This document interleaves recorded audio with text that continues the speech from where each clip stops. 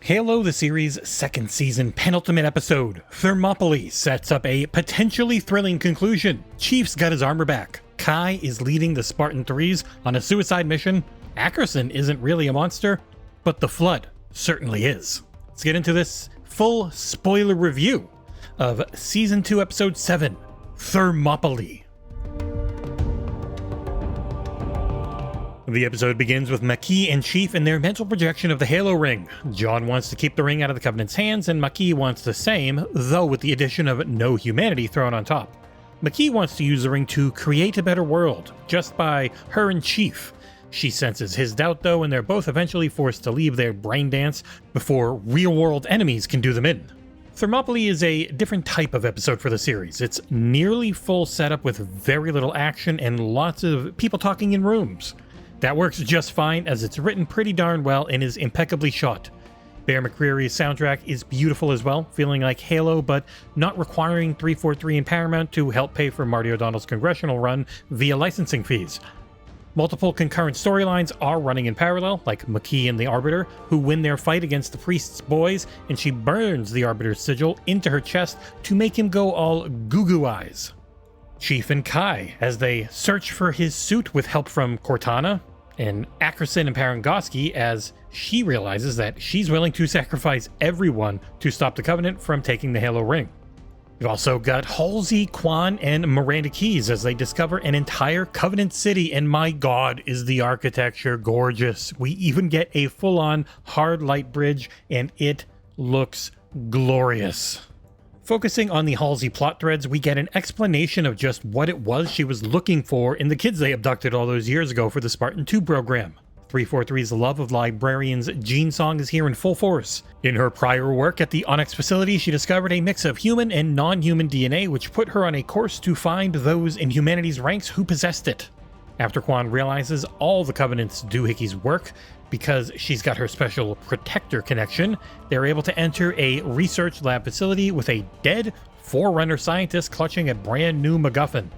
That scene ends when the light all starts turning red in the Forerunner history space map clock thing that Quan was able to solve, and we see the Flood's tear across the cosmos play out in evil red lights depicting that history. John and Kai end up having a few hearts-to-hearts before they run into Ackerson, who had been running simulations on what the data spike actually does, because it turns out it doesn't just give them a virus, it causes the engine in a Covenant ship to go poof with enough oomph to take out an entire solar system. He's pissed, at first because the Spartan 3s are his life work, though in the end he kind of realizes they trusted him and he has now sent them off to an unknowing death if they succeed or fail.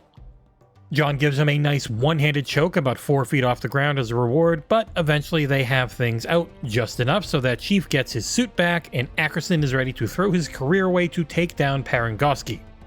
The weakest part of the episode is, once again, Lara and Soren's pursuit of their son Kessler. They're running all the purchased/abducted orphans through a Spartan 2 style gauntlet to see who can make the cut, and the parents just aren't gonna have that. Soren defends his son and beats the shit out of all the Oni workers, and for some reason Kessler and Lara recoil from him before being snatched away through a bunch of mood fog that I guess Oni's engineers must have felt would set a really nice tone.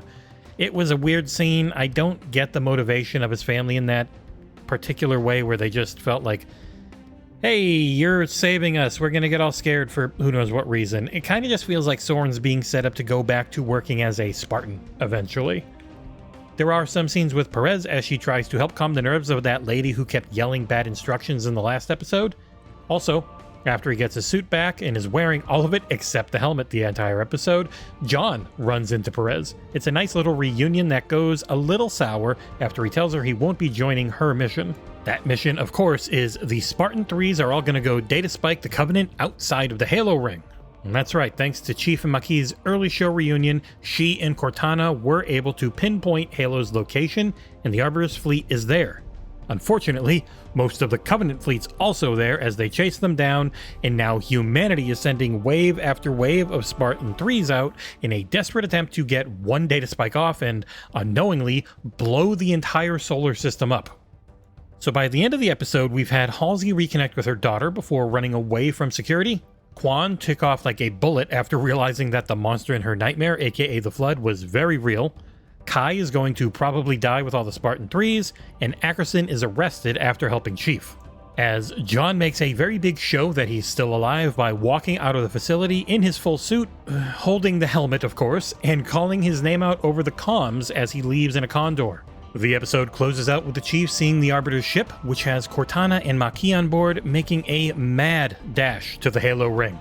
We finally got to see not only the Halo itself from afar, but a lot of gorgeous looking Forerunner architecture. The writing in all but a few of the scenes was really damned good.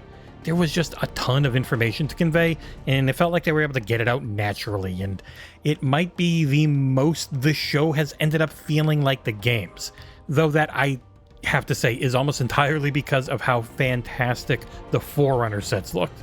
Like, oh my god, they're so good. Also, I'm very excited for next week's finale, which I will also be staying up until 3 a.m. Eastern Standard Time to watch and review. See you then.